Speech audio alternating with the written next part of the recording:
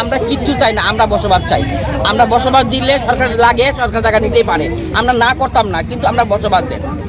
আমরা খুশি, আমরা পার্টিটি বুঝি না, আমরা জনতা, আমরা জনতার সাহায্য করেন বৃদ্ধি খুশি। মানে এই জায়গাটা কি সরকারের না আপনার নিজেরা? সরকারের জায়গা, কার জায়গা। আচ্ছা, এখন আপনারা যাইতেছেন পুনরায় আপনারা বাসস্থান দিয়ে এরা কাজে লাগলে নিত না, নিব, আমরা না করতেছি না, কিন্তু আমরা বসবাস দেব। এমনি আপনাদের এই দুই সাইড মিলে কত ফ্যামিলি আছে মোটামুটি? মিলে 300-400 নোটিশ দিতে হবে। কবে নোটিশ দিছে? 3টা নোটিশ আসছে, তারিখ তো আছে একটা, এই যে সামনে মাসে, এই মাসে 3 তারিখ দিচ্ছে আবার একটা, আবার 22 তারিখ দিচ্ছে একটা।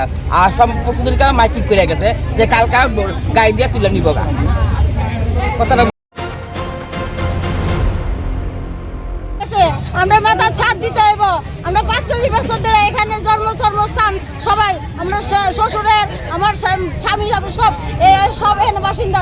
40 বছরের উপরে আমরা ট্যাক্স দেই, সামুড়ি বাজার, তারপরে আমরা ডিএমএ দেয়। এত বছর ধরে যে থাকছো, টাকা দাও, আমরা যা ট্যাক্স খুঁজতেছে বছরটা দিয়ে আইতাছি।